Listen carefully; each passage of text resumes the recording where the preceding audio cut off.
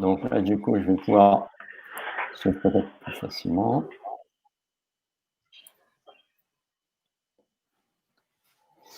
Alors, est-ce que nous sommes en live? J'ai l'impression que oui. Bon. Ouais, c'est bon. Bon, bah, enfin, on y arrive. Bon, bah, désolé, vous n'aurez pas la déco, vous aurez que le fond vert qui est derrière moi. Ah là là, quelle histoire. Bon, eh ben, bienvenue à tous pour ce premier live, un peu cacophonique, mais bon, ce sont les aléas de la technique, on va les prendre avec le fun, on n'oublie pas. Donc, je suis vraiment extrêmement content de recevoir Pierre et Julien aujourd'hui. Et on va parler de ce gros sujet qui est un sujet qui prend énormément de position en ce moment, je pense, sur les émotions et justement quoi faire de ces émotions en temps de crise, principalement aujourd'hui. Alors déjà, bonjour à tous, je m'appelle Patrice Renez et je suis coach dans l'art de vivre sa sensibilité. Et en fait, j'accompagne des personnes à prendre leur place, à prendre conscience qu'elles sont des personnes importantes pour les aider à relever, à développer leur estime de soi, à prendre conscience de leur confiance en eux et à oser exprimer non pas ce qu'ils pensent, mais ce qu'ils ressentent en eux. Et je reçois donc Pierre et Julien. Donc Pierre qui est le grand spécialiste de la gestion du stress et de la prévention sur le burn-out et qui a son site internet Zen et Pro, qui a fait un podcast et il nous en parlera tout à l'heure. Et Julien qui est donc coach en développement personnel et qui lui a eu cette fabuleuse idée de créer une immersion de fou furieux que je n'ai pas assisté. Je pense que j'ai bien fait en fait, hein, qui est l'immersion des 9 sens.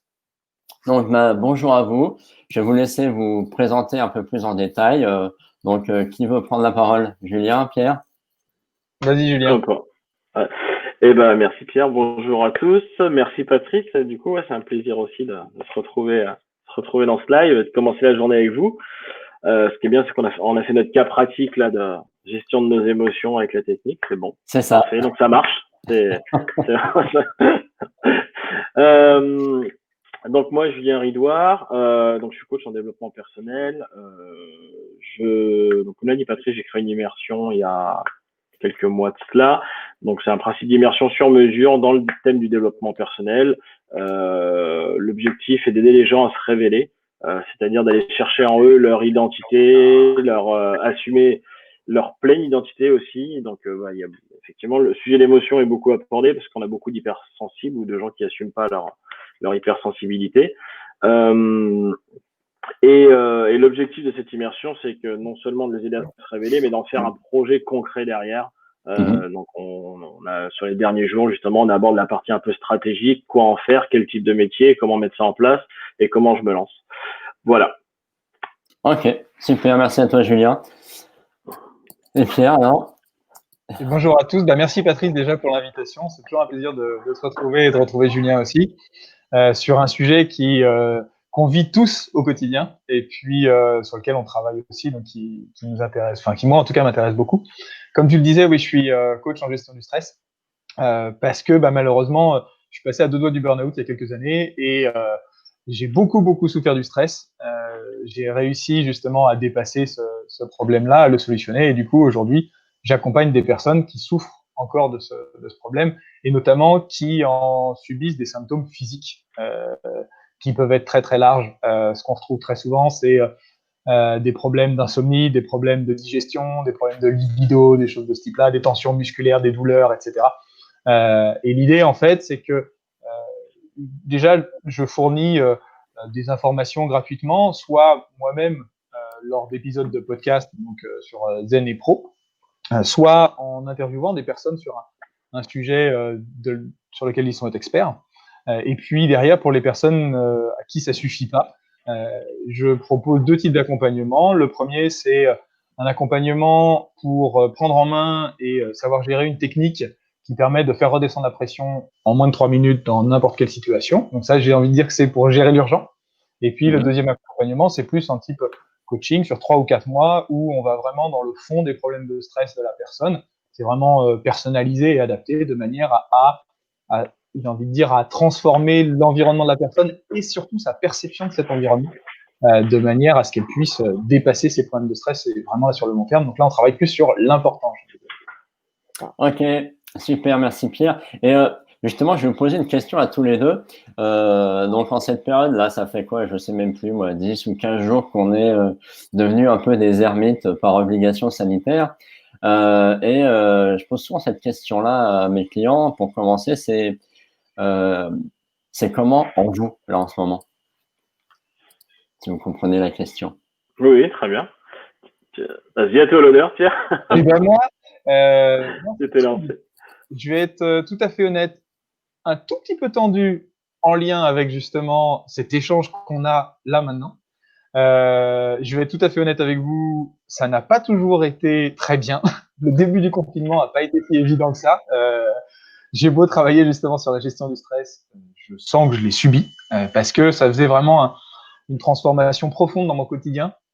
Je suis habitué à travailler à la maison, seul.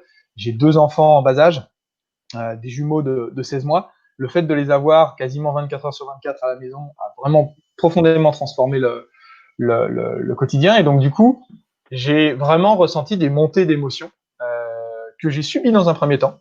Et du coup, que j'ai été capable de gérer et qui font qu'aujourd'hui, je me sens vraiment bien dans cette situation. Ouais. Ouais, ouais. Bonne mise en pratique, alors. Très, très bonne mise. À toi, Julien, puis moi, je parlerai aussi à la fin. Alors, bah écoute, c'est assez similaire. Je pense que là, on suit tous une séquence un peu logique de traversée de nos émotions. Donc ouais, le début du confinement a été relativement challengeant, on va dire, parce que du coup, on se retrouve avec toutes nos parts d'ombre en fait à travailler là où on est le plus mauvais et puis pas avoir le choix. Donc nous, en l'occurrence, par exemple, en ce moment, on avait beaucoup de travail. C'est un peu compliqué la gestion de la famille, du couple. Et du coup, tu te retrouves du jour au lendemain à devoir travailler tout ça et à mettre le nez dedans. Donc c'est une super opportunité en soi, hein, c'est vraiment top. Par contre, effectivement, il a fallu mettre en pratique tout ce qu'on enseigne parce que et ce qu'on dit souvent, c'est que les cordonniers, c'est les moins bien chaussés, mais c'est vrai, c'est que souvent on est très bon pour l'enseigner aux autres, mais nous on a un petit temps de latence à se dire, mais si je faisais ce que j'enseigne aux autres. C'est ça. Et en fait, non, là du coup, c'est vrai qu'on est vraiment sur une belle pente où on commence à retrouver une belle harmonie dans la maison, à trouver un bel équilibre vie pro, vie perso, et donc c'est vraiment top. Et puis ça permet, comme on disait tout à l'heure, de se recentrer sur soi aussi et de revenir vraiment à l'essentiel. Donc voilà, pour l'instant, effectivement, j'ai début un peu compliqué, mais là, on est dans une belle dynamique. Ok, merci Julia. Moi aussi, je vais pas échapper à la question. Moi, en fait, je m'étais donné un objectif fort sur 2020 qui était justement faire de la mise du relationnel sur Angers, puisque j'ai pas pris le temps de le faire depuis que je suis arrivé sur Angers. Et donc, j'avais mis en place des conférences sur avril, sur mai, enfin une conférence par mois typiquement. Aussi, j'avais prévu d'aller à des événements, voilà, pour rencontrer un peu, pour réseauter un peu, quoi. Et c'est pas mon fort, parce que moi, je suis plutôt quelqu'un d'introverti à la base, donc justement, la mise en confinement ne me dérange pas plus que ça. Mais du coup, ça m'a perturbé quand même, parce que de me dire, merde, putain, j'essaye de me mettre en avant, je mets des conférences pour mouiller la chemise, pour y aller. Et puis là, il y en a qui me dit là-haut, non, tu vas pas y aller, reste chez toi. Et là, c'est vrai que ça m'a un peu énervé, quoi, sur le coup de dire, attends, je fais des efforts, je me mets en avant, tu loues des salles, bon, ça, c'est que la partie financière, mais du coup, après, il faut gérer les annulations, il faut gérer l'annulation de ceux qui sont inscrits. Donc, tout ça, c'est vrai que ça te fait vivre des émotions un peu qui partent dans tous les sens et effectivement, qui te dit, tiens, là, tu es en colère, t'as pas appris des trucs, tu dis pas des trucs à tes clients pour rester zen, évacuer les émotions. Alors, pratique un peu, hein, on revient à l'essentiel. Et donc, du coup, ça me permet aussi, moi, justement, de me focaliser, justement, de préparer, puisqu'on a, j'ai l'opportunité d'avoir un de mes mentors qui vient faire une conférence en juin et qui qui me fait l'honneur de faire sa première partie sur Angers. Mais du coup, on a stoppé ça parce que c'est pas vraiment la période pour faire de la grosse publicité sur ce genre de choses. On est plutôt à penser à autre chose et justement à gérer le côté pratique au jour le jour. Et donc, du coup, moi, ça me fait revenir un peu à l'essentiel et de dire, bah, comment tu peux te recentrer, comment tu peux, bah, pareil, on a eu une petite phase avec Alex, pourtant on est que deux à la maison, hein, bah, on s'est un peu, comme diraient les Québécois, chicané. Et là, Alex, elle me dit, t'apprends pas des trucs à tes clients? Non. Moi, j'apprends rien à mes clients. Donc, c'est un peu attaqué derrière les oreilles pour dire, bon, revenons à l'essentiel. Et c'est vrai que finalement, ce confinement, quand tu le prends comme ça, c'est bien, mais justement, c'est aussi, je pense que tous les trois, on a fait un chemin qui nous permet de, même s'il y a un temps de latence, qui n'est pas de la technique, là, mais qui a un temps de latence du cerveau, de l'habitude de dire, ah oui, je connais ça. Puis tiens, je l'ai partagé hier à mes clients, il faudra peut-être que j'en parle, que je l'utilise. Mais c'est intéressant que tu parles de ce temps de latence parce que justement, quand tu en parles, moi, ça me fait me dire que finalement, il est nécessaire ce temps de latence. C'est-à-dire que, en fait, l'émotion arrive de toute façon. On ne peut pas forcément la prévenir. Et par contre, il nous faut un temps justement pour l'intégrer, la comprendre et derrière être capable de la gérer. Et du coup, ce temps de latence, j'ai envie de dire, il est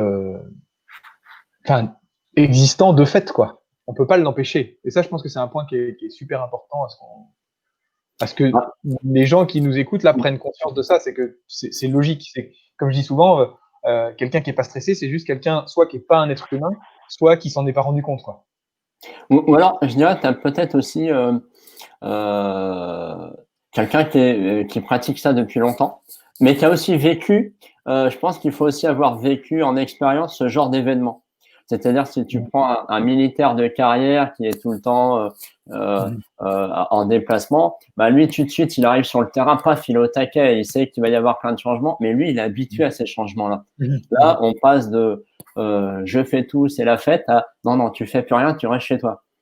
Et donc là, et tu te retrouves, si tout va bien dans ta famille et dans ta tête déjà à la base, ça va bien, mais si tu te retrouves où tu as des tensions dans ton couple, dans ta famille, ou même si tu es tout seul mais que tu as des tensions avec toi-même, c'est-à-dire, je sais pas, tu as du mal à t'apprécier, tu te retrouves tout seul sans soutien direct, bah, ça peut être émotionnellement compliqué. Et là, effectivement, je suis 100% sur le temps de latence parce qu'il faut le temps de descendre un peu et de dire, d'avoir un peu le second souffle du marathonien, dire, ah oui, on va reprendre. Qu'est-ce que j'ai dans mes connaissances? Qu'est-ce que j'ai dans mes connaissances internes? Qui j'ai dans mes connaissances qui peut éventuellement m'aider? Ou simplement échanger, hein, des fois un simple coup de fil sans être en mode thérapeute, coach ou quoi que ce soit. Bah, C'est pas pour rien que les gens se sont mis à faire des apéros. Ouais, moi ça j'ai trouvé ça extraordinaire. C'est tout le paradoxe du truc en fait, c'est que justement le fait de se retrouver confiné crée encore plus de liens sociaux qu'avant, quoi. Les gens se retrouvent à s'appeler, et les gens se retrouvent à être créatifs pour prendre des nouvelles. C'est juste énorme. Je suis tombé sur une vidéo hier d'un gars aux États-Unis qui a fait le buzz.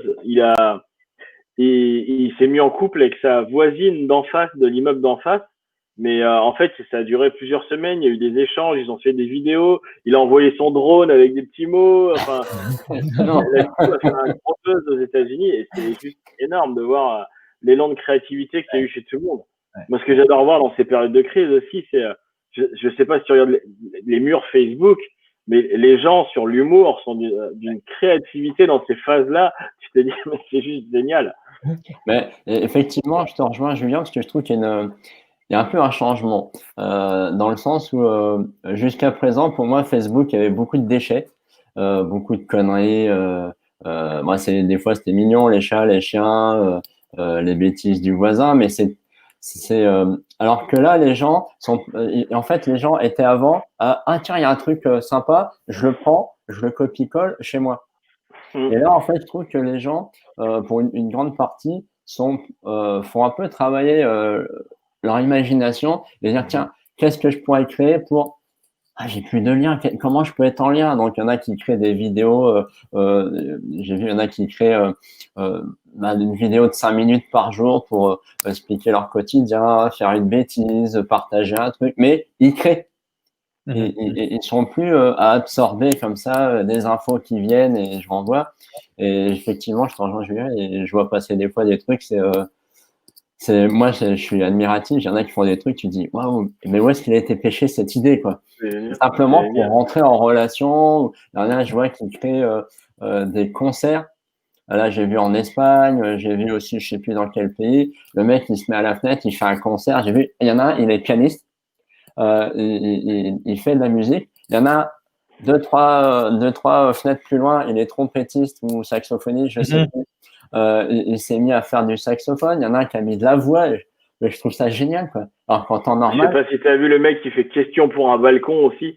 Oui. Mais c'est pareil, il fait un gros buzz en ce moment, mais c'est juste exceptionnel son truc. C'est quoi, c'est tous les soirs, il pose des questions à ses voisins? Ouais, en fait, il s'est mis un peu en mode Julien Lepers, il se met au balcon. Au début, il y avait 2-3 personnes. Et là, tu regarderas, il y a toute la rue qui est en mode question pour un balcon. Il pose des questions et puis c'est retransmis en live et tout. Il fait gagner. Non, mais c'est énorme.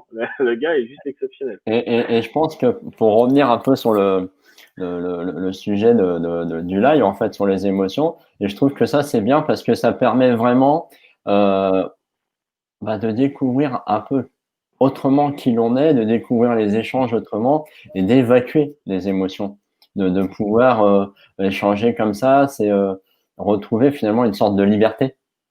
Parce qu'avant ça, on n'aurait pas osé le faire parce qu'on aurait dit tout de suite, ouais, je vais déranger les voisins. Alors que là, même ceux qui auraient peut-être appelé la police pour être parce que les autres dérangeaient, là, ils participent. Ouais. Donc, ça crée une autre psychologie relationnelle que je trouve vraiment intéressante. Puis là, ça t'oblige à avoir des vrais rendez-vous avec toi-même, hein, parce que là, te retrouver confiné, enfin, moi, je le vois, juste avant le confinement, on était vraiment dans la période où on me disait souvent, ouais, tu prends pas assez de temps pour toi, tu travailles trop, si cela, là, tu te retrouves, enfermé, avec ta femme et tes enfants, il y a des moments où tu es obligé d'aller chercher des moments pour toi, quoi, et de prendre des moments de détente, de prendre des moments de solitude, parce que sinon, tu pètes un plomb, quoi. Tu pètes un plomb. Mais c'est juste, pour l'instant, j'y vois beaucoup d'opportunités. Alors, bien sûr, sans oublier, voilà, hein, tout ce qui se passe quand même, tous les pauvres gens qui ont subi ça de manière tragique. Par contre, effectivement, si on équilibre ça, on se rend compte ça a créé quand même beaucoup d'opportunités et beaucoup un vrai élan de solidarité, quoi. Ce qu'on dit souvent, c'est qu'il suffirait d'une bonne attaque extraterrestre pour unifier l'humanité et oublier le racisme, oublier les guerres de religion, oublier les différences hiérarchiques, les différences sociales. Une bonne attaque extraterrestre et on n'en parle plus. Mais là, c'est un petit peu ça, tu vois, à petite échelle. C'est que là, le coronavirus, il va pas te faire la différence entre qui est riche, qui est pauvre, qui est noir, qui est blanc, qui est jaune. Donc, il y a un bel élan, une belle unification, je trouve, de l'humanité, même si ça reste à petite dose, mais déjà, c'est un premier pas, je trouve. Après, je pense que sur l'appréhension, justement, de la situation, ça dépend, enfin, sur la question, justement, est-ce que c'est une opportunité ou est-ce que c'est quelque chose de subi? Je pense que ça dépend beaucoup de la façon dont on perçoit les choses.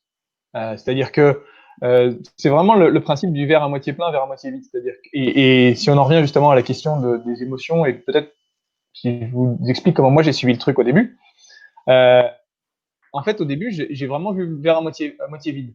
C'est-à-dire que plutôt que de voir justement ces opportunités de créativité, de faire différemment, de me recentrer sur l'essentiel qui est ma famille, etc., j'ai eu l'impression de subir les contraintes.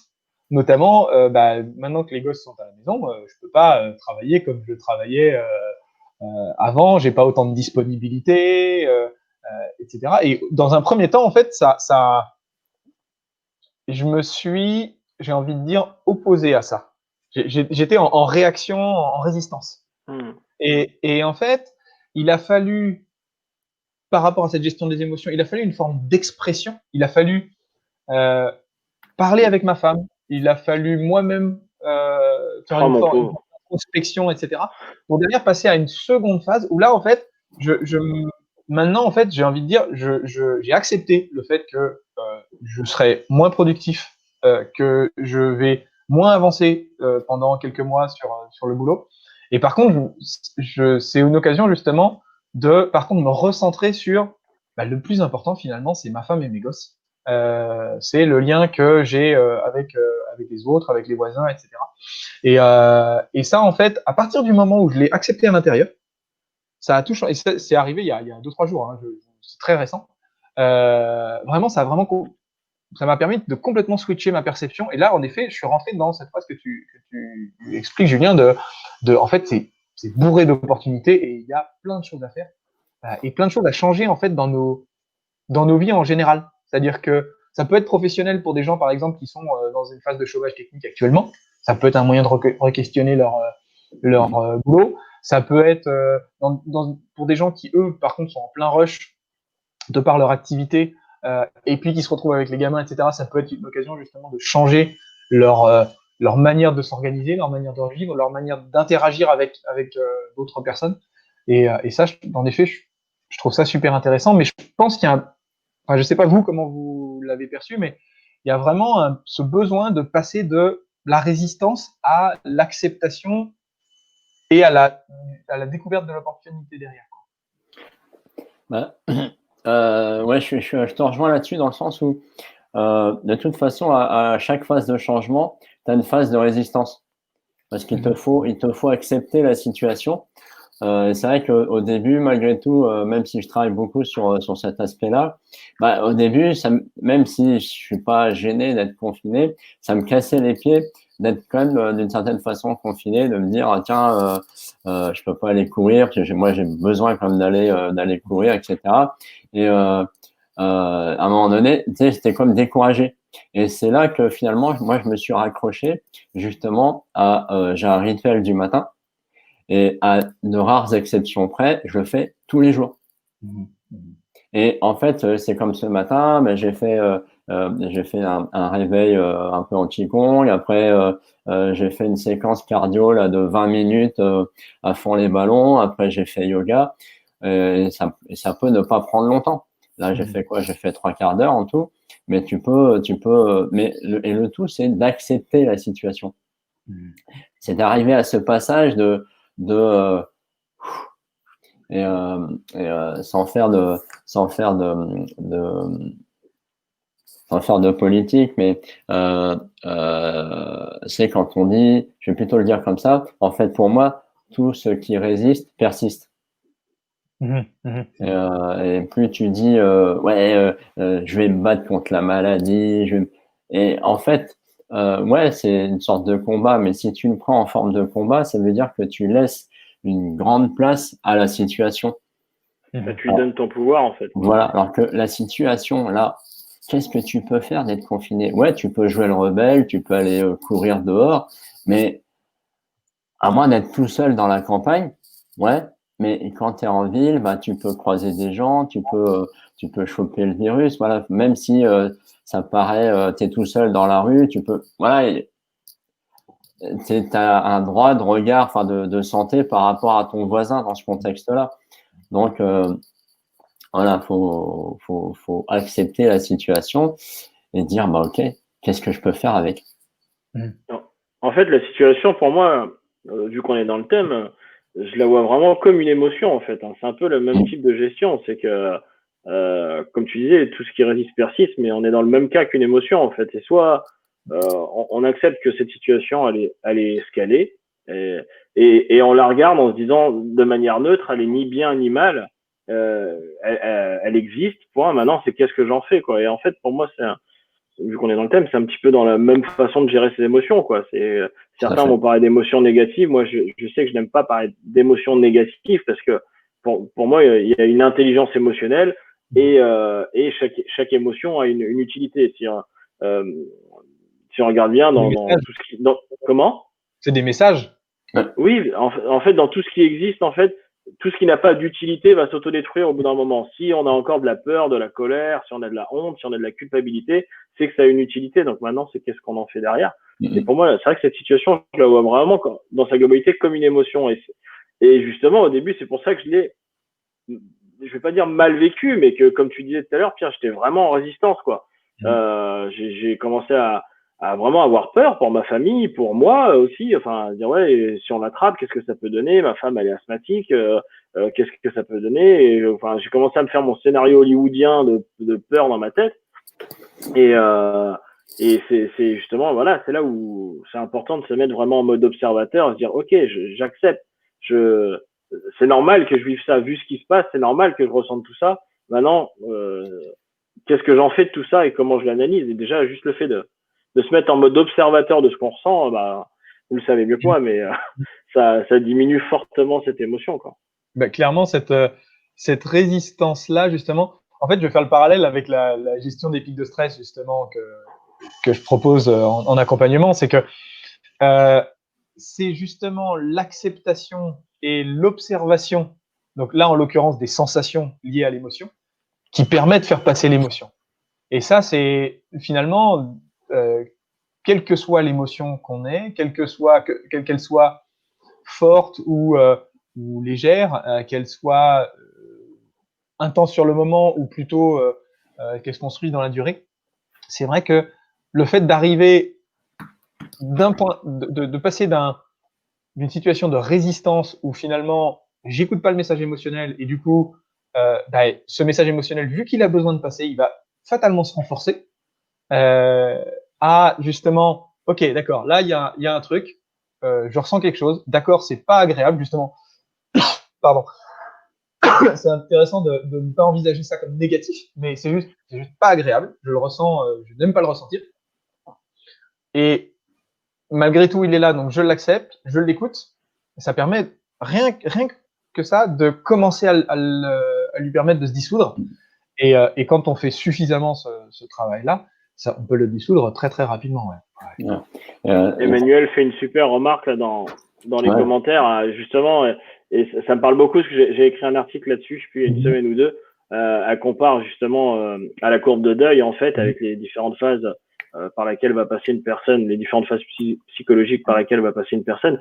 Et justement, j'ai écrit un article là-dessus parce que pour moi, on est vraiment dans une phase de deuil, en fait, là, qui est le deuil de notre liberté. En fait, c'est qu'on nous a pour notre bien, hein, je pense, hein, clairement, je suis pour ce confinement, mais on nous a enlevé la liberté, on nous l'a arraché d'un coup sans qu'on s'y attende.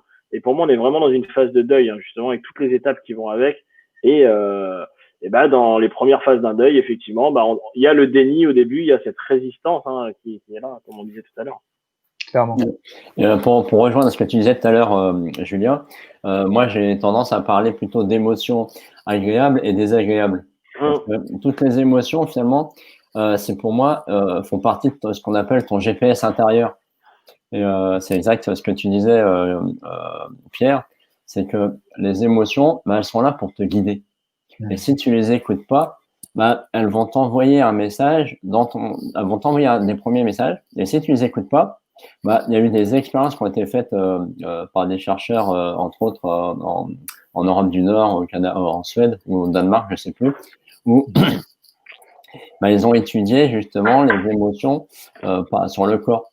En fait, ils se sont aperçus qu'effectivement, il y avait des liens avérés en fonction de tel refus émotionnel, bah, tu vas avoir une douleur peut-être dans le dos, dans le genou, et des fois, il y a des trucs. Je vais partager un truc que j'ai très rarement partagé parce que je me suis dit c'est quand même bizarre. Mais en fait, j'ai regardé un film qui s'appelle Le Lion. Il y a 2 mois de ça.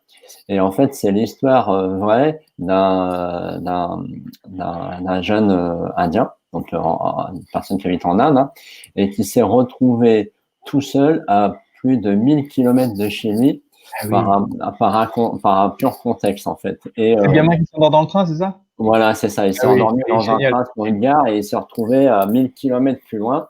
Voilà, donc il s'est retrouvé dans des orphelinats, il a grandi, puis il a fini par revenir. Et moi, j'ai regardé ce film-là, j'étais tout seul à la maison, et à la fin, à un moment donné dans ce film-là, j'ai ressenti, je faisais rien, j'étais assis sur mon canapé, et j'ai ressenti une douleur dans le coude, et à la fin du film, je ne pliais plus le coude. Je faisais rien. C'est les émotions ressenties au regard du film qui t'a… Voilà, c'est ça. Et en fait, donc c'était le coup de droit.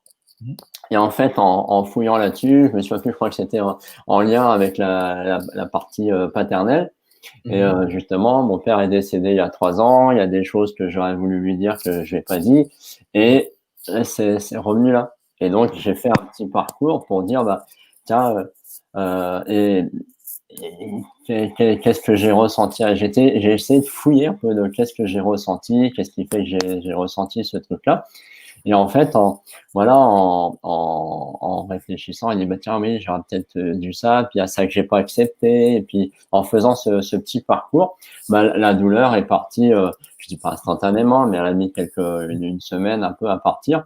Et je dis, c'était une expérience un peu hallucinante, quoi. Alors que j'aurais été en train de faire de la muscu ou je sais pas quoi, j'aurais pas fait le lien. Enfin, tu vas dire, ouais, mais c'est parce que je suis la vue de barre trop forte pour moi ou je sais pas quoi. Alors que là, j'étais même pas en train de lever ma bière, quoi. Bon, j'en avais pas. Genre la pinte de bière qui est trop lourde, tu sais.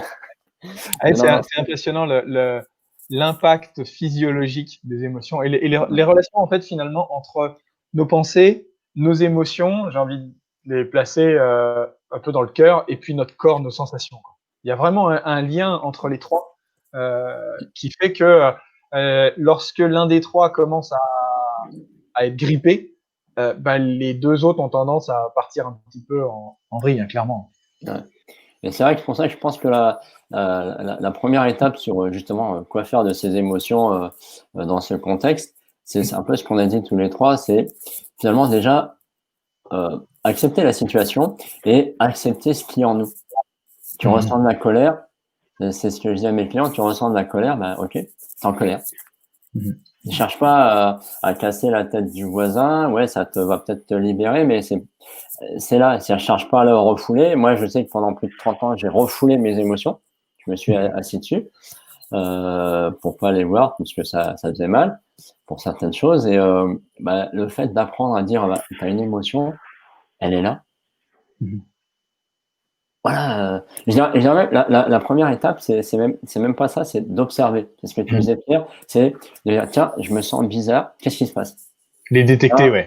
Voilà, c'est tiens, je tourne en rond chez moi là, j'ai envie de taper du poing dans le mur. Tiens, qu'est-ce qui se passe? Et c'est déjà prendre conscience que ce contexte de rester contraint chez nous fait vivre des choses. Je dis pas qu'on les avait pas, mais on n'avait pas conscience puisqu'on était tout le temps, comme tu disais, Julien, en mouvement.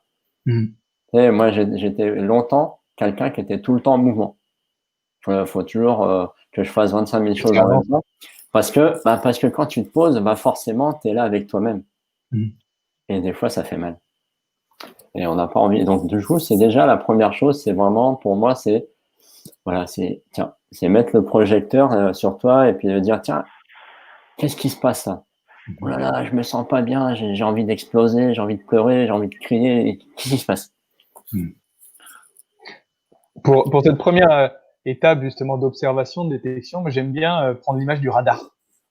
C'est-à-dire que tous les matins, personnellement, je me dis active ton radar à émotion et à pensée. C'est-à-dire que mon objectif, c'est pendant la journée d'être capable d'identifier justement l'émergence d'émotions, l'émergence de pensées automatiques, etc. De manière à derrière avoir me donner une chance de les comprendre, de les gérer, etc. Parce que sinon, on part très très vite dans des phénomènes complètement de réaction complètement automatique en fait, et du coup de résistance. Et c'est vrai que tu me rappelles une des premières questions que je me pose depuis quelques temps maintenant en me levant, c'est qu'est-ce qui est là pour toi maintenant?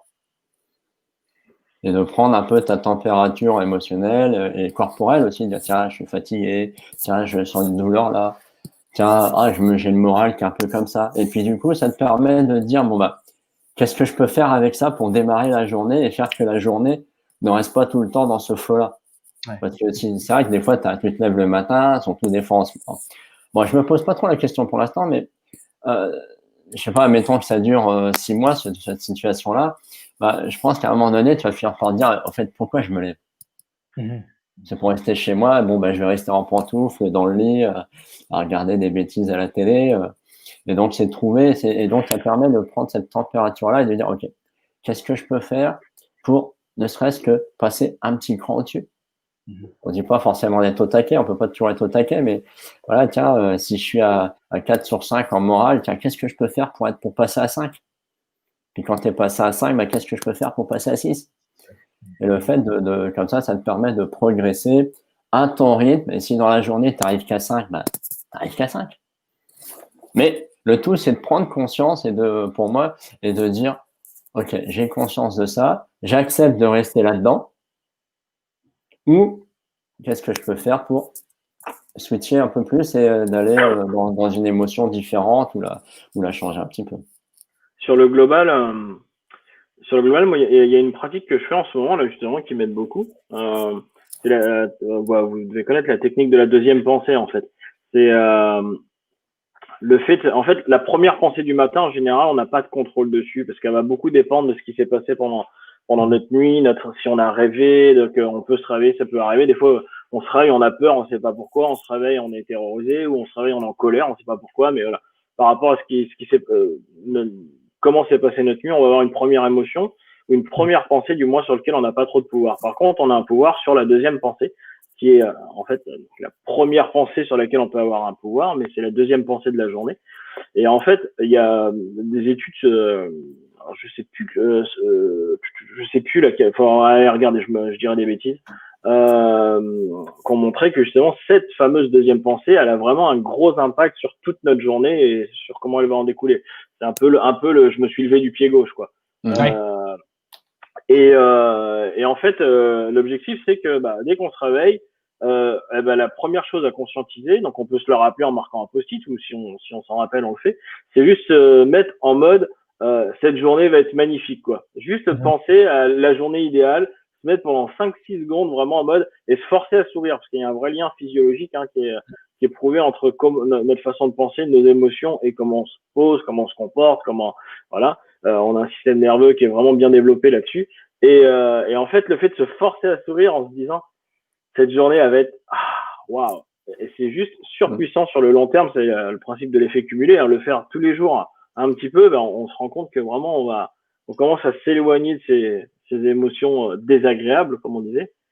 Et un autre point, moi, qui m'a beaucoup aidé dans la gestion des émotions sur ce confinement, c'est aussi de couper le lien avec tout ce qui était toxique, en fait.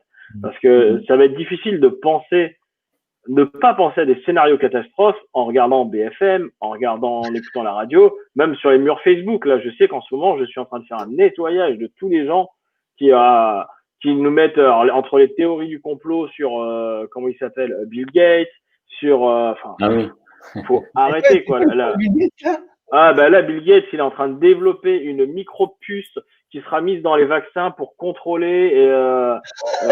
Et en fait, il a un objectif secret de ramener la population mondiale à 500 000 personnes. C'est peut-être même lui qui a développé le coronavirus, mais arrêtez, quoi. Et là, il y en a plein des choses comme ça. Mais tapez Bill Gates complot, vous allez voir tout ce qu'il y a là. C'est la une des journaux en ce moment. Le Monde est en train de faire des articles pour aller justement mais ouais, non, mais c'est et donc moi tous ces trucs là en ce moment sur Facebook, je me préserve de tout ça. Vraiment, j'ai envie d'être alimenté juste de positif. L'idée, c'est pas de fuir ce qui existe ou ce qui se déroule. On en a conscience. Maintenant, les infos importantes, elles arrivent, on sait les recevoir. Mais faut se préserver, quoi. En ce moment là. Je pense qu'au-delà de ça, en plus, c'est aussi conserver son libre arbitre. C'est-à-dire, je sais pas, là, on sort un petit peu du sujet des émotions, mais il y a un lien quand même. Est-ce que ça vous parle, la stratégie du choc, la doctrine du choc de Noémie Klein? Non, ça me dit rien. Ça me dit rien. C'est une Américaine, je sais plus, je crois qu'elle est sociologue ou un truc comme ça, qui, suite au 11 septembre, a essayé de comprendre, en fait, comment les Américains, pourquoi les Américains ont accepté en fait le Patriot Act et tout un tas de restrictions de leur liberté, les 2 guerres qu'on leur a imposées, etc., sans poser de questions ou quasiment pas, quoi. Et en fait, elle a fait toute une analyse et une explication qui dit voilà, à partir du moment où on impose un choc à une masse de population, et à partir du moment où on réussit à faire croire, entre guillemets, à cette population qu'elle est en danger, on peut faire passer quasiment n'importe quoi. Et j'ai envie de dire, justement, ce climat de psychose médiatique qu'on a actuellement, je ne sais pas si vous avez remarqué, mais en gros, on nous fait passer mais tous les trucs auxquels, moi, ma femme est médecin, typiquement, et tous les trucs auxquels les médecins se sont opposés et que la Sécu a essayé de leur imposer depuis ces dernières années, ils sont tous en train de passer, sans aucun problème, personne ne pose de questions. Là, on commence à nous parler, par exemple, d'une appli qui, sur la base du volontariat, pourrait nous géolocaliser, etc. Si on fait ça, si on propose ça hors temps de confinement, mais qui l'accepte? Sauf que là, personne ne pose de questions.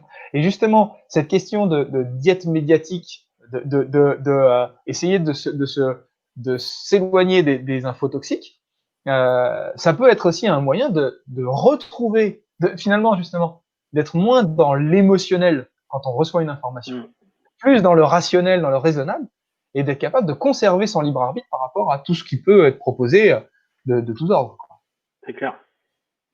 Mais juste pour terminer là-dessus, ça me rappelle une anecdote il y a pas mal d'années, à la grande époque des Guignols de l'info. Et j'étais à l'époque, donc tu vois, c'est pas d'hier. Et je me souviens, j'étais dans le métro, puis j'entends deux femmes qui discutaient d'infos. Et sérieusement, sur un sujet, je dis, c'est bizarre, c'est le truc que j'ai regardé hier. Et en fait, les nanas, elles croyaient, dur comme fer, l'info qui avait été donnée par les Guignols de l'info, mais qui était une info détournée. Et c'est vrai que tu vois le pouvoir d'être devant ta télé et absorber sans relation avec soi-même, sans raisonnabilité. Les gens, ils sont là, ils absorbent, et c'est pour ça qu'il faut pas rester dans ce flow-là. Il vaut mieux, si tu as envie d'y aller, vas-y, mais pas toute la journée, quoi. Moi, je sais que ça fait un paquet d'années que j'y suis plus, sans les infos, donc... C'est clair. Mais à grande échelle, il n'y a qu'à voir le nombre de gens qui croient dur comme fer à des journaux comme le Gorafi et qui vont diffuser ça, tu vois. Et ce qui est moche, j'adore, c'est qu'il y en a même qui vont se l'approprier, le reprendre et l'amplifier. Ça peut prendre des proportions énormes. Tiens, je crois qu'on a perdu. Pierre, en tout cas, bon, tu es bloqué sur une bonne image. Déjà. Il y a un beau sourire. Un beau sourire. On l'a perdu.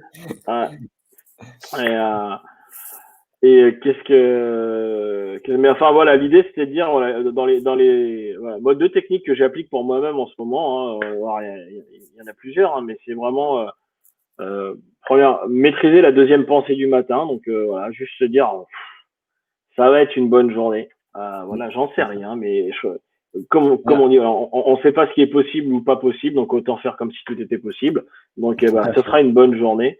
Et puis, et la deuxième, c'est vraiment en ce moment de me préserver beaucoup. Ça me permet déjà aussi de me recentrer sur moi-même et sur ma famille et sur mon entreprise aussi. Je le l'oublie pas. Mais par contre, voilà, comme disait très bien Pierre, là, de maîtriser mon libre arbitre et de prendre beaucoup de distance sur les infos qu'on reçoit. Et on a perdu Pierre. Attends, on le revoilà. Ah, ça y est, le revoilà. Alors que revoilà la sous-préfète. Et donc, c'était intéressant ce que tu disais, Julien, tout à l'heure par rapport à ta deuxième pensée, parce que ça me rappelle ce que j'avais appris avec Christophe André en méditation, où quand tu médites, ou pas, d'ailleurs, tu as toujours des pensées. On dit toujours faut arrêter les pensées, mais ça, c'est une mauvaise idée parce que tes pensées, elles sont toujours là. Et lui, il dit, quand tu médites, à un moment donné, tu pars dans ton scénario, là, et il dit, souris-toi, mais physiquement. Et en fait, le fait de sourire, ça te ramène à ta réalité et à là où tu es. Et ça me fait penser à ça quand tu partageais ça tout à l'heure, en fait. Et je regardais un peu dans le film là des participants, il y a Bruno, effectivement, qui nous dit que en respirant, il nous dit ressentir les émotions du cœur en respirant permet de faire ressortir des blocages émotionnels passés. Mais déjà, ça permet aussi de calmer l'émotion qui est présente et Moi, j'ai jamais fait autant de cohérence cardiaque qu'en ce moment. Hein. Bah, moi, paradoxalement, j'ai du mal avec la cohérence cardiaque et je le fais autrement. Mais le fait déjà de bien respirer avec le ventre, de bien te poser, de conscientiser ta respiration, déjà tu sens que si tu es en pic de stress typiquement ou une émotion vraiment qui te charge, le fait de te poser et de dire je respire, parce que souvent on respire là, et plus tu es stressé, plus tu respires là, et donc plus tu te stresses. Et moi, c'est vrai que j'ai appris beaucoup à gérer mes émotions déjà à la base par la respiration. Donc, merci Bruno pour ce rappel. Mais typiquement, ce que tu viens de dire, là, tu vois, on reste toujours dans cette phase d'observation aussi, quoi. Tu vois, moi, la cohérence cardiaque, en ce moment, j'ai testé plusieurs trucs. La cohérence cardiaque, en ce moment, c'est vraiment ce qui me détend le plus. Mais pas chez toi, tu vois. Donc, d'où l'intérêt aussi d'aller tester des choses et de s'écouter, voir. Il n'y a pas de bonnes pratiques en fait, il y a des pratiques, voilà. Et maintenant, faut tester des choses, voir, s'observer et voir ce qui nous fait du bien et l'appliquer, quoi.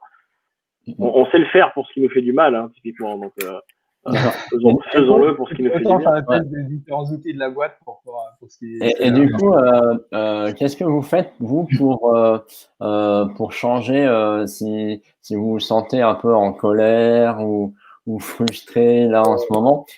Quelles sont vos astuces à vous pour justement switcher et passer à une autre émotion, je dirais plus agréable déjà et plus productive pour le reste de la journée?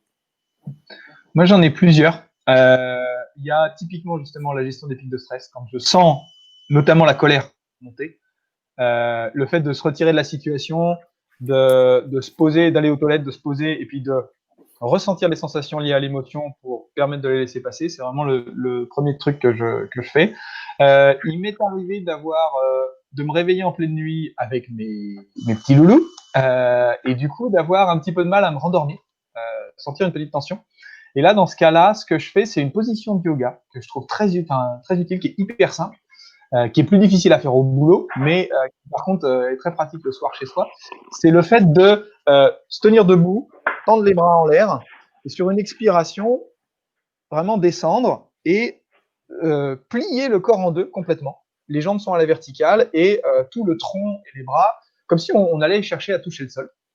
Et utiliser, moi ce que je fais, c'est 10 respirations, ça peut être assez long, mais on peut le limiter à 5, en inspirant vraiment avec le dos, en faisant un effort d'inspiration avec le dos et de détente à l'expiration. Et ça, c'est quelque chose que je trouve très très utile pour réduire justement différentes tensions dont je ne sais pas forcément l'origine, notamment la nuit, et qui m'aide vraiment bien à dormir. Et puis la cohérence cardiaque, moi je la pratique tous les matins avant de dormir. Et 20 minutes de méditation, la cohérence cardiaque, c'est le soir avant de dormir, 5 minutes, et 20 minutes de méditation le matin. Me concernant, alors c'est vrai que ça va être assez similaire. La respiration, c'est vraiment, je dirais que c'est un des premiers outils que j'utilise. Alors, la cohérence cardiaque, mais pas que. Un outil que j'aime beaucoup, c'est Anthony Robbins qui fournissait cette technique. C'est en fait le fait d'inspirer sur 5 secondes, maintenir 20 secondes et expirer sur 10 secondes. Et en fait, on va faire un cycle de 10 respirations comme ça.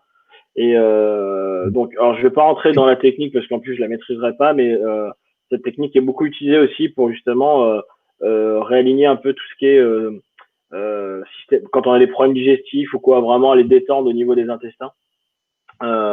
Mais par contre, c'est vrai que moi, c'est une technique qui m'apaise beaucoup, plus la cohérence cardiaque. Alors, on n'a pas dit ce que c'était la cohérence cardiaque, hein. Peut-être que tout le monde ne sait pas ce que c'est. La cohérence cardiaque, en fait, c'est vraiment d'aller équilibrer entre l'inspiration et l'expiration. C'est-à-dire qu'on va, par exemple, inspirer sur 5 secondes et expirer sur 5 secondes. L'idée, c'est vraiment d'équilibrer le même temps de l'inspiration et de l'expiration.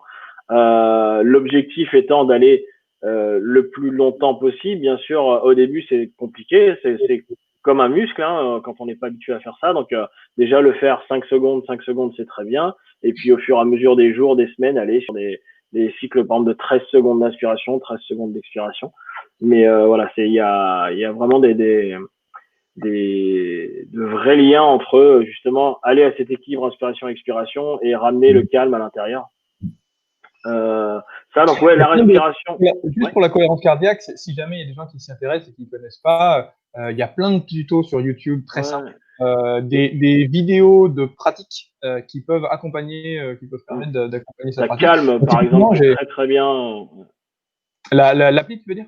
Ouais, l'appli Calme, et puis après, moi je suis très Headspace aussi, où je trouve que leurs tutos sont vraiment hyper bien expliqués, et puis tu as justement des petites animations pour t'aider. Comment? Ton application, c'est quoi? Eh ben attends, je la mets dans le chat.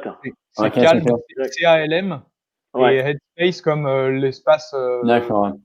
Et sinon, en truc très simple aussi, en cohérence cardiaque, j'avais regardé moi à l'époque pour chercher, où tu as des vidéos où tu sais, tu as une balle qui rebondit. Oui. Comme ça. Et tu suis le rythme, je pense monter. Dans Calme, en fait, tu as beaucoup d'animations comme ça qui sont en train. Et pour finir, du coup, sur qu'est-ce que je pratique. Après, il y a un truc, c'est ce qu'on disait tout à l'heure aussi, c'est qu'en général, quand je vais être dans un moment d'émotion, à ce moment-là, un peu où j'ai du mal à gérer, c'est dans ces moments-là où je vais essayer de faire un peu le rendez-vous avec moi-même et de prendre 5 minutes. Donc, comme tu dis, Pierre, toi, t'aimes bien aller aux toilettes. C'est vrai que c'est un des endroits où on est le plus tranquille. C'est d'avoir un jardin et un bureau, donc c'est vrai que c'est une chance aussi qu'on a, mais d'aller s'isoler et prendre vraiment 5 minutes, 10 minutes, le temps qu'il faut, mais déjà pour la vivre, comme on disait, l'accepter, la laisser passer, l'observer, et juste le fait déjà de faire ça, vraiment, ça diminue fortement l'émotion, et puis après, on peut rentrer un peu plus si on a envie, hein, bien sûr, il n'y a pas d'obligation, mais dans la phase, comprendre qu'est-ce qui s'est joué, qu'est-ce qui s'est passé à ce moment-là. Mais je le fais pas que pour les émotions désagréables. En ce moment, je profite de ce confinement pour aussi le faire. Quand hier, j'ai regardé un film avec mes enfants et à un moment, j'ai eu c'était de l'émotion qui est montée, les larmes et tout, ça m'avait vraiment touché. J'ai pris 5 minutes après pour aller comprendre qu'est-ce qui s'était joué en moi et tout, et voir pourquoi ça avait été aussi important pour moi cette scène-là. Donc voilà, le confinement, c'est aussi un bon moyen de bien se connaître, d'apprendre à mieux se connaître en ce moment, quoi. En fait, moi, j'utilise sur la respiration. Alors, je rebondis juste sur Anne qui pose une question. En fait, calme, ça s'écrit calme, C-A-L-M. Ouais, je suis en train de vous l'écrire. Et c'est une application donc pour téléphone, en fait. Voilà. Ouais, super, merci Julien. Je vois aussi Bruno qui dit que justement, il respire les yeux fermés et il prend conscience du mouvement des joues. J'avais pas pensé à prendre conscience du mouvement des joues, mais c'est une belle idée. Tu peux aussi prendre conscience, c'est top ce que tu dis, Bruno. C'est vrai qu'on n'en a pas parlé, mais pour ramener vraiment à l'instant présent lorsqu'on respire, c'est d'aller identifier la zone de son corps où on ressent le plus cette soit montée-descente, soit le mouvement du ventre, en fait, d'aller essayer d'identifier le plus précisément possible où c'est. On est obligé d'être dans l'instant présent parce que c'est vrai qu'on parlait de peur, d'émotions désagréables, en ce moment liées au confinement et aux maladies, mais en fait, tout ça, ça peut pas arriver dans l'instant présent. Ça n'arrive que parce qu'on se remémore, c'est dur à dire ça, remémore une situation désagréable du passé, soit c'est qu'on est en train de se faire un scénario hollywoodien du futur, d'un futur hypothétique. Mais si on se ramène vraiment à l'instant présent, on se rend compte que là, je suis dans mon canapé, je suis avec ma femme, il y a mes enfants, j'ai le toit au-dessus de ma tête, dehors, tout va bien. En fait, à cet instant, tout va bien. Si je vais pas bien à ce moment-là, c'est que j'ai fait un voyage temporel, quoi. Donc justement, c'est pour ça que la respiration et le fait de se reconnecter à l'instant présent détend vraiment et ramène justement le calme à l'intérieur. Hein.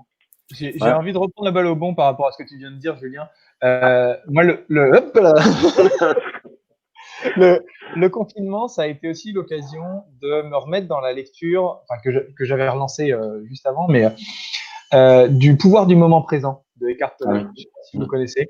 Moi, c'est un bouquin, c'est vraiment le bouquin central pour moi. Ça fait 20 ans ça fait 18 ans précisément que je le lis. Ça doit être la 4e ou 5e fois que je le lis là. À chaque fois, je découvre des nouvelles choses. J'essaye toujours de le mettre en pratique. J'y arrive toujours pas, pour être franc. Mais par contre, l'élément essentiel, c'est vraiment ce que tu viens de dire, Julien. C'est que quand on arrive vraiment à être présent ici et maintenant, tous les problèmes justement mentaux, notamment de pensée, etc., sont absents parce qu'ils sont systématiquement liés à un souvenir du passé ou à une projection dans le futur. Et ça, je pense que c'est un point essentiel. Et si jamais ça intéresse du monde de lire ce bouquin, Le pouvoir du moment présent de Eckhart Tolle, moi, c'est vraiment plus qu'un bouquin de chevet, c'est un bouquin, c'est Tu me médical. partageras dans le Facebook? Ouais, je l'écris tout de suite.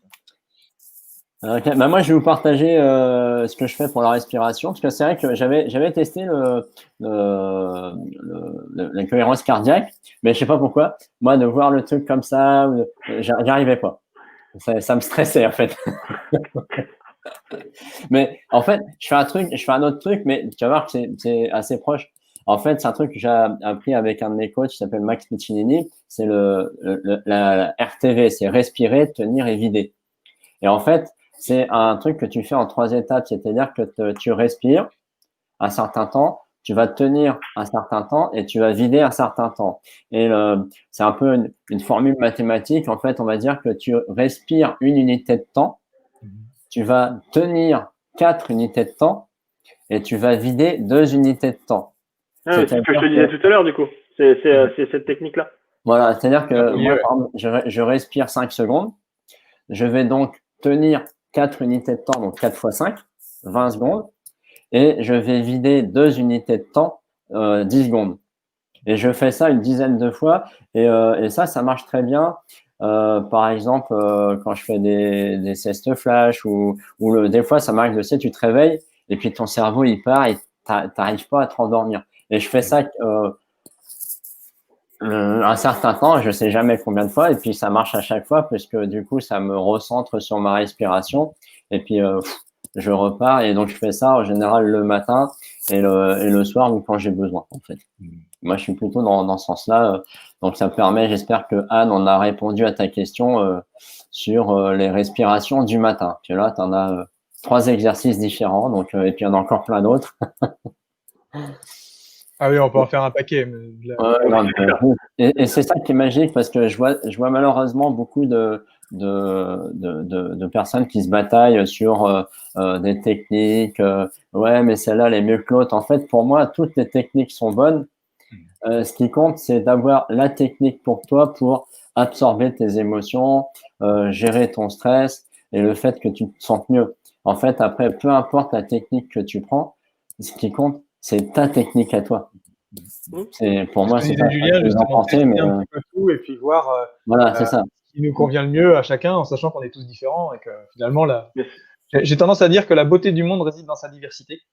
Et du coup, c'est pas forcément les mêmes choses qui vont convenir à des personnes différentes, en fait. Mais c'est comme pour les accompagnements, en fait, si tu veux, tu vois. L'autre fois, j'ai une dame qui était étonnée parce que on a fait un échange ensemble pour que je l'accompagne et à la fin de l'échange, je lui dis bah écoute, je pense que je suis pas la meilleure personne pour t'accompagner là-dessus et clairement, je vais te renvoyer vers quelqu'un. En l'occurrence, c'était Diane Serig. Elle était étonnée, elle me dit mais attends, je te dis que je veux travailler avec toi et je dis bah oui mais l'objectif c'est pas de faire travailler pour travailler quoi, l'objectif c'est que ça t'aide donc et à un moment oui on pourra faire des choses mais maintenant voilà je sais que Diane elle aura une caisse à outils beaucoup plus grande que moi sur ce sujet-là spécifiquement avec elle t'aidera et du coup voilà là elle est rentrée en comment ça s'appelle en coaching avec elle, en contact avec elle, ça y est, elle a signé avec elle et elle est super ravie. Mais en fait, c'est vraiment ce que tu disais, c'est que ce soit les techniques, les coachs, les accompagnements, comme un docteur en fait. Souvent, on va tester un docteur, on va dire ah non, écoute, moi il me correspond pas, je vais en aller voir un autre. Il y en a pas un qui est mieux que l'autre, c'est voir ce qui vous correspond, et ce qui vous parle le plus en fait. Clairement, ouais, clairement. Non, mais c'est ça qui compte, c'est que chacun prenne soin de soi, mais avec conscience en fait, et utilise des outils bienveillants pour lui et pour les autres. Hein, parce que si on est en colère, il ne s'agit pas de sortir le fusil, d'aller tuer le voisin. C'est une technique, mais je ne pense pas qu'elle soit bienveillante. Hein, donc, alors, sur ce que tu dis, il y a un truc que je dis souvent et que tu fais bien d'en parler, c'est clair. C'est que c'est Anthony Robbins qui dit on va éviter de jeter des cailloux quand on habite une maison de verre, mais c'est exactement ça en fait. C'est que toutes les techniques, on va en trouver qui vont être beaucoup plus efficaces, mais pour certaines personnes. Mais l'idée c'est d'aller voir ce qui est écologique pour soi vraiment. C'est pareil, moi il y a des techniques que justement j'aurais utilisées hors confinement que là je vais pas pratiquer en ce moment. tu disais tout à l'heure, justement, Pierre, par rapport à ta technique ta position de yoga, effectivement, la personne qui est au bureau 12 heures par jour, c'est pas facile. ça va peut-être pas être celle qui va privilégier, mais là, en ce moment, du fait d'être dans le confinement, elle a l'opportunité de l'utiliser. Mais c'est important ce que tu dis là, justement, mon Patrice, c'est que, ouais, il y a des techniques, on va écouter ce qui nous correspond, puis on va écouter aussi notre écologie, voir en ce moment, est-ce que ça s'y prête, est-ce que ça s'y prête pas. Puis c'est pareil, peut-être que ça va s'y prêter pendant un temps, mais que je reviendrai à quelque chose d'autre plus tard, ou je reviendrai à ça plus tard, mais vraiment, c'est toujours s'écouter et voir ce qui est le mieux pour soi, en fait. Et faire confiance à son intuition, je dirais aussi. C'est un thème qu'on n'a pas du tout abordé, mais l'intuition et le fait de lui faire confiance et du coup, de ce fait, de la développer, je pense que c'est aussi un point essentiel pour savoir gérer ses émotions. C'est extrêmement vrai. Mais enfin, pour moi, ça passe par l'écoute de soi. C'est-à-dire que ton intuition, et moi je sais que j'en ai pas eu pendant longtemps, enfin j'en ai pas eu, donc il y en a, mais je l'ai pas vu, parce que j'étais coupé de mes émotions. Je refusais mes émotions, et pour moi, l'intuition, enfin c'est comme c'est ma perception et comme ça que je le vis, c'est que sans émotion, tu ne peux pas écouter ce qui se passe en toi, et tu peux pas ouvrir les canaux de l'intuition. Pour moi, ça va.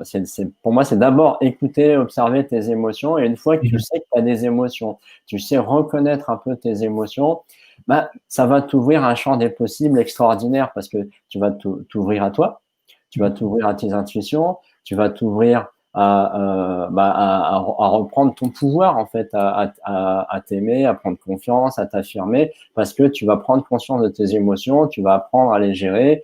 Tu vas apprendre à les guider aussi, tes émotions. Parce que finalement, on peut passer de la tristesse au bonheur comme ça. Enfin, j'exagère, mais c'est presque ça. Et inversement. Et inversement aussi, hein, voilà. Surtout en ce moment, tiens, allez, je vais être triste, je vais passer 2 heures sur MTV, c'est bon. Enfin, pas sur MTV, sur BFM TV, pardon. Là, c'est bon. Voilà.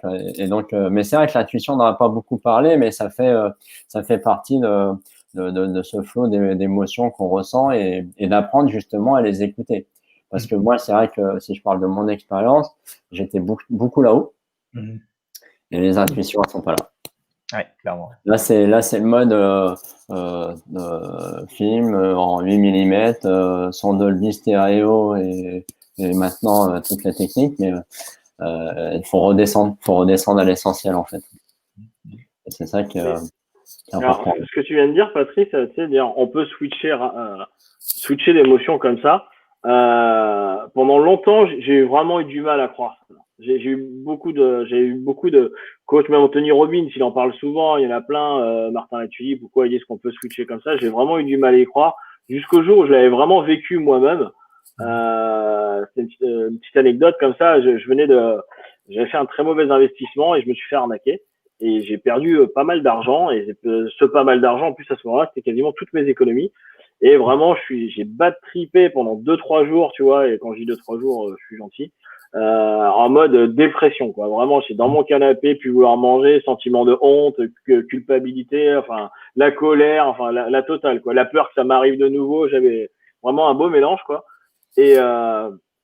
Et ma femme essaie de me motiver autant que faire se peut, il n'y a rien à y faire. Moi, j'ai essayé d'appliquer un peu ce que j'avais entendu. J'étais à mon tout début dans le dev perso. Je dis, ouais, rien à faire. Juste, écoute, là, je suis en mode dépression. Je sais pas quand j'en sortirai, quoi. Et en fait, il y a ma fille qui est arrivée à ce moment-là et qui venait de perdre son doudou et qui avait toutes les larmes de son cœur, franchement, mais elle pleurait, elle souffrait tellement, la pauvre. Et elle a vu un chat passer dans le jardin.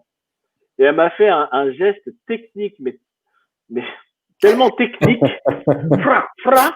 Papa, t'as vu, il y a un chat et tout, machin. Et elle est partie à courir et jouer avec le chat. Je l'ai regardé, je fais, ah ouais, en fait, putain, mais c'est vrai. Et en fait, faut juste raisonner comme un enfant, quoi.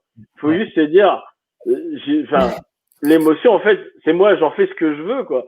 Soit je reste dans mon canapé, je bats de trip, soit je me dis, non, en fait, c'est peut-être la meilleure chose qui me soit arrivée. Putain, ça va me donner une force de dingue, ce truc. Non, non seulement ce que j'ai perdu, je vais le regagner, mais je vais le regagner encore plus justement pour me prouver. Et je me suis levé de mon canapé, mais comme ça, quoi. J'étais là. Merde, c'est vrai, on peut.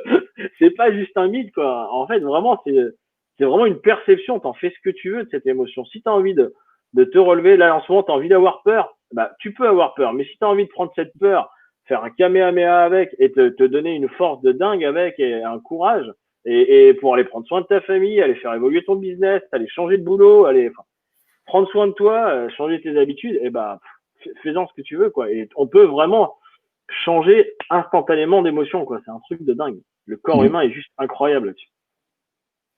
Voilà. Ah, et je crois on a encore perdu Pierre, il me semble. Ouais. Ah, ça y est, il est revenu. C'était figé. C'est bon, Pierre? Ah, t'es encore un peu figé, mais ça va. Ouais, mais tu sais que. C'est bon. Ouais. Ouais, c'est bon. T'es un peu saccadé, mais ça va. Ça y est, t'es revenu, je crois. Là, et c'est vrai que. Mais, et en fait, aussi, c'est. Je trouve dans les émotions, c'est. Ah, là, cette fois, on l'a perdu. T'es vraiment parti. Il a switché l'émotion. Il a switché l'émotion, il voulait pas la vivre, il est parti. C'est vrai que je me souviens, moi, quand j'étais dans mes dernières périodes en tant que salarié, ça allait pas du tout. Et j'étais vraiment super stressé. Et tu parlais tout à l'heure d'aller trouver un coin pour te ressourcer. Moi, j'allais prendre du temps dans les toilettes. Ouais, c'est comme Pierre. Et c'est ce que je faisais. Attends, je remets Pierre, voilà. Salut Pierre. Je suis désolé. Allez. Ouais, non, je t'en prie. Et donc, j'étais en train de parler des toilettes. Et les réseaux sont assez saturés. J'étais en train de parler des toilettes, Pierre, avant que tu arrives. Mais tu vois, c'est les sujets d'enfer. Non, je disais justement, à un moment donné, à la fin de ma période de salarié, où j'aimais plus du tout ce que je faisais, j'étais vraiment très, très stressé. Et j'avais trouvé une solution de repli quand vraiment ça allait pas bien, c'est j'allais aux toilettes. Et je faisais quelques respirations, je faisais quelques sorties énergétiques, des mouvements de tai chi, par exemple, pour évacuer la pression momentanée. Et j'y restais 2-3 minutes et ça y allait, quoi.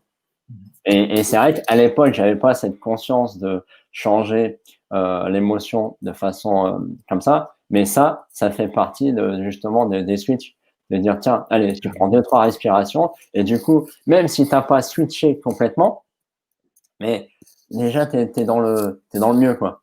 Parce que c'est vrai qu'au début, tu passes pas de la super colère à ouais, hop, c'est la fête chez Bruno ou chez Julien, voilà.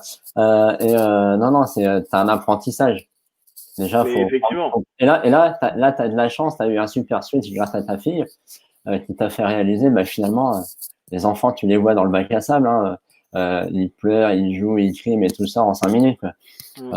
Et nous, on est adultes et on est là avec nos films, nos grands 8, nos super 8, et on parce qu'ils n'ont pas leur mental qui est contaminé encore. Donc, mais ok, on a encore perdu Pierre. Ah, ouais. On va le laisser revenir et puis je pense qu'on va clôturer d'ici peu. J'espère juste qu'il va revenir pour le mot de la fin. Mais je voulais rajouter un petit point pour les personnes qui nous regardent. C'est que moi, longtemps, il y a certains outils où, tu vois, j'y croyais pas. Et son truc, ou alors je testais, et, ça marche pas. Et j'ai arrêté. Tu vois, ça marche pas. Et en fait, effectivement, comme tu viens de le dire, il y a des outils qui vont demander un peu plus d'inertie. Typiquement, les techniques de respiration qu'on vient de faire, quand on vient de parler, c'est pas des choses instantanées, c'est pas magique, c'est vraiment sur du long terme, c'est de l'effet cumulé. Et après, c'est pareil pour les techniques auxquelles on peut ne pas croire ou dire ouais, mais ça c'est du flan, ça c'est n'importe quoi. Le meilleur conseil que je peux vous donner dans ces cas-là, c'est tester, faites-vous votre avis. Ok, t'as le droit de pas y croire, mais teste et tu verras. Parce que ça, c'est un truc qu'on trouve souvent chez les clients, c'est de dire ah ouais, mais ce truc-là, j'ai déjà testé, ça marche pas. Si, c'est humain, c'est physiologique, ce truc marche. Il y a même pas à dire ça marche pas. Ça marche. Maintenant, ça marche dans certaines conditions. Déjà, ça a marché sur c'est comme la méditation. Souvent, les gens vont dire, ah, mais je viens de faire 1 heure de méditation, ça n'a rien fait. Non, fais plutôt 5 minutes tous les jours ou 2 minutes tous les jours au début et tu vas voir que ça marche. Mais si tu testes pas, c'est pas un truc magique, en fait. Il y a un peu d'inertie.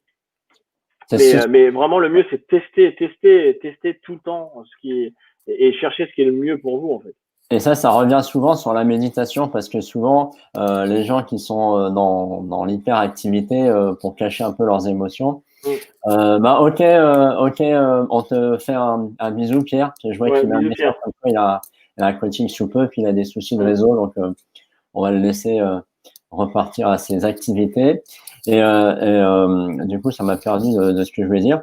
Que ça revenait souvent sur les techniques, la méditation. Oui, souvent quand je propose ça justement d'apprendre à mes clients de se poser, je leur suggère la méditation. Et souvent, c'est vrai que la méditation, on la voit installée comme un yogi, les pieds croisés, alors qu'en fait non, tu peux méditer en te posant simplement assis, en allant faire une balade en forêt, mais tu ne pars pas dans tes pensées, tu te mobilises à rester présent, à admirer. C'est aussi l'art d'être présent.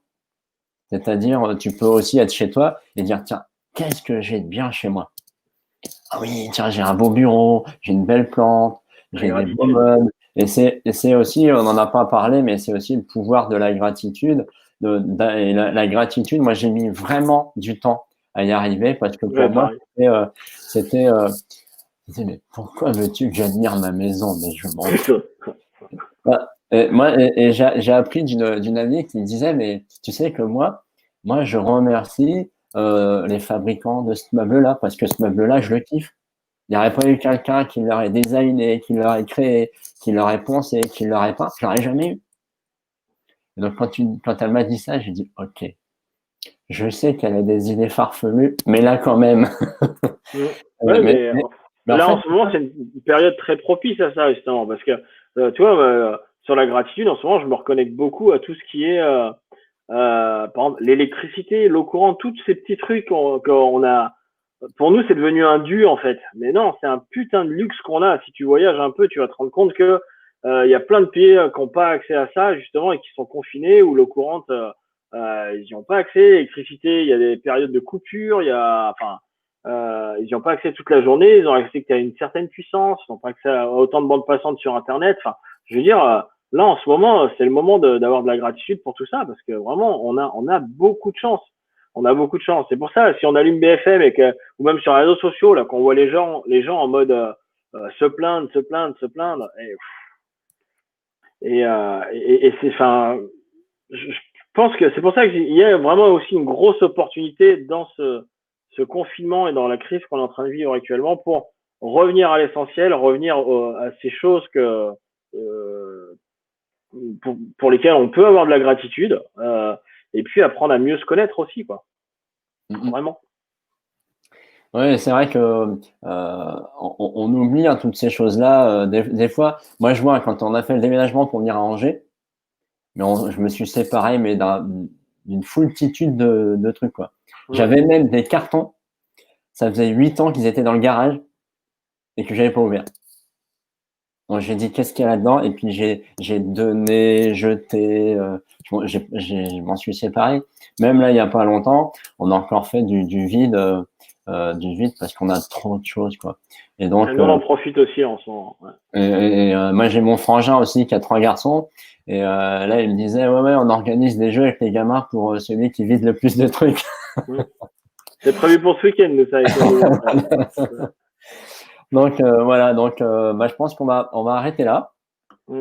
Un dernier petit point qu'on peut leur dire quand même, je trouve, qui est intéressant, c'est que, alors vous allez croire que je suis amoureux d'Anthony Robbins, mais je trouve que sur le sujet des émotions, c'est quand même un des leaders mondiaux. Et il dit souvent, emotion are created by motion. C'est-à-dire que les émotions sont aussi engendrées par le mouvement, en fait. Typiquement, j'ai fait l'UPW avec lui et il te tient en énergie, tu sais, pendant 5 jours. Et ce qui dit souvent, c'est que on a tendance à croire, on a la croyance de dire les enfants sont pleins d'énergie, sont dans des bonnes émotions, du coup ils courent tout le temps. Et en fait, non, c'est parce qu'ils courent tout le temps justement qu'ils sont dans cette bonne énergie. Et là, du fait du confinement, on est on est limité justement sur tous ces mouvements, le fait d'aller courir, tout cela. Donc, c'est important, surtout plus que jamais, de se faire des des petites routines, même si c'est que 5 minutes, mais soit des mouvements de yoga, soit des mouvements juste de faire des squats, quelques pompes. Vaut mieux faire, franchement, 2 pompes par jour et 3 squats. À la fin de l'année, vous aurez fait 700 pompes et j'ai pas envie de faire le calcul et 1000 squats, c'est ça. Mais vaut mieux en faire un tout petit peu chaque jour, et mettre son corps en mouvement, idéalement le matin, pour remettre la machine en route. Mais en ce moment, vraiment, justement, les émotions dépendent vraiment aussi de comment ça circule à l'intérieur de nous. Donc, d'où l'utilité de bouger. Et tout à fait. Et puis pour terminer là-dessus, en fait, c'est vrai que en fait, toi qui nous regardes, t'as pas d'excuses. Parce que ça veut dire que tu as Internet, donc ça veut dire que tu as YouTube, et tu tapes YouTube Sport et tu trouves. Moi, je suis tombé là par hasard sur le coach de la patrouille de France. Et en ce moment, je fais des programmes à lui. Là, ce matin, j'ai fait un exercice de cardio 15 minutes là. Et donc, tu peux trouver moins, mais il y a toujours matière, effectivement. Et moi, j'avoue que. Et il y en a pour tous les niveaux en plus. Ah oui, tous les niveaux. De l'ultra débutant à du hyper intensif. Et je vous partagerai, tiens, en commentaire, il y a David Lefrançois là, qui a créé un site internet là, qui est excellent, qui s'appelle Fuck-Coronavirus. Et dedans, vous avez des tonnes de ressources. Ouais, non, mais il a mis donc les conférences NBS Live de 2019 au Québec et en France. Il y a il a un coach sportif qui a mis en lien mais un nombre d'exercices impressionnants de yoga, de zumba, de body pump, de karaté, de tout ce que tu veux. Il y a des recettes de cuisine. C'est un truc de fou furieux. Et tous les jours, il fait des lives. Donc, je vous partagerai ça aussi. Et donc, vraiment, ce que je vous invite là, pour terminer, c'est vraiment utiliser, si vous êtes là, c'est que vous l'avez, donc pas d'excuses, utiliser le pouvoir des réseaux sociaux, mais le bon. C'est ça. Et voilà, c'est utiliser, allez, renseignez-vous sur ce qui vous fait plaisir, mais des trucs intéressants pour vous améliorer, que ce soit dans la gestion des émotions, sur des connaissances. Là, vous avez aussi le site Tout Apprendre, qui a ouvert le site Tout Apprendre, qui a ouvert à tout le monde pendant une période là, et vous avez plein de formations en ligne. Alex, elle a fait une formation sur la gestion du temps. Elle m'a dit, tu devrais un peu l'apprendre. Donc, je vais le faire. Justement, Alex vient de te dire que non, t'es pas tombé sur cette vidéo par hasard, c'est elle qui avait pensé à toi. Attention à ce que tu dis, t'as l'œil de Moscou. Par contre, ouais, je vois Aurélie qui dit mettre la musique à fond et danser. Effectivement, en ce moment, ça c'est surpuissant. Sauter sur les canapés, c'est Christelle qui dit ça. Mais effectivement, c'est le moment de laisser parler l'enfant intérieur en ce moment et de se lâcher. Ah non, mais c'est voilà, moi je dirais prenez soin de vous. Prenez soin de vous, mais dans tous les sens. Écoutez-vous. Ouais, écoutez-vous. Bon, je sais pas si tu as un mot de la fin, Julien. Oui, très rapidement, ce serait un résumé de tout ce qu'on a dit. C'est vraiment ce confinement, le coronavirus. Soit on peut le regarder en mode peur, en mode crainte, en mode colère aussi, on a le droit. Soit on veut en faire une opportunité pour justement nous, notre famille, se ressourcer, aller à l'essentiel. Maintenant, encore une fois, ça veut pas dire aller dans les extrêmes. Oui, il faut aussi maîtriser cette peur, cette crainte, écouter quand même les informations parce que il y a quand même un vrai risque, il y a quand même une vraie situation de crise. Maintenant, c'est voilà, j'écoute, je filtre et qu'est-ce que j'en fais pour moi, mon bien-être et pour celui des gens que j'aime en fait. Tout à fait. Et ouais, donc pour moi, c'est effectivement, c'est moi exceptionnellement, d'habitude, je suis jamais les infos, mais là je les suis, mais je ne suis pas à l'aveugle. C'est-à-dire que je regarde un petit peu, je vais sur différents sites, je vais aussi sur des canaux parallèles pour faire un peu mon tri, voire pour être informé quand même de ce qui se passe dans le monde. Mais aussi, je prends vraiment beaucoup de temps, moi, pour me recentrer sur mon boulot aussi. Ça m'a permis j'aurais jamais pensé à créer ces lives, tu vois. Et donc là, du coup, j'en ai la semaine prochaine avec Quentin et Clément, un de ses amis, là, des petits jeunes que j'ai trouvé super dynamiques, etc. La semaine d'après, je fais un live avec un de mes coachs vocaux qui a mis en place des programmes vraiment super sympas. Donc voilà, et puis je vais en créer d'autres et c'est grâce à ça. Et donc profiter justement de voir la vie autrement, mais dans le bon côté, quoi. Essayer de travailler sur vous, de voir comment travailler vos émotions, apprendre aussi. Apprendre, c'est peut-être l'opportunité de changer de métier. Si vous êtes chez vous coincé parce que on vous a dit bah, vous pouvez plus bosser pour le moment, bah, si tu te poses des questions sur ton métier, fonce. C'est le moment, tu es 100% chez toi. Donc, prenez soin de vous et à bientôt. C'est tout ce que je peux vous souhaiter. Donc, si je peux rajouter un dernier truc, Patrick, vas-y. Parce que justement, on a eu un bel élan de solidarité, nous, sur les 900. En fait, toute l'équipe de coach, même le staff technique et tout, ils ont tous proposé de justement alimenter des lives, parce que je fais pas mal de lives en ce moment comme toi. Et là, ils ont proposé de mettre leur savoir-faire à contribution des gens là pendant une semaine. Donc, on va avoir 3 lives qui vont arriver cette semaine. Vous pourrez les retrouver sur mon profil Facebook, vous pourrez aller voir. Et n'hésitez pas, franchement, ils vous ont prévu du super contenu, de la matière. Enfin, vraiment, je suis bluffé. Et puis, je trouve ça tellement beau, moi, justement, cet élan de générosité qu'il y a en ce moment auprès de tout le monde pour faire grandir les gens et les aider. Donc, voilà. N'hésitez pas à vous, comme disait Patrice, à aller vous alimenter là en ce moment, vous nourrir intellectuellement et en profiter, quoi. Voilà. Ok. Et ben, Julien, merci pour cet échange. Merci pour ton accueil, Patrick. Qui nous a quittés. Puis, au plaisir de te revoir, mais en face à face, sans masque. Ouais. Autour d'un bon petit vin de Loire. Voilà, c'est ça. Allez, à bientôt. Julien, on embrasse Pierre et puis, bisous à tout le monde. Bisous à tout le monde. Prenez soin de vous. Ciao. Ça marche.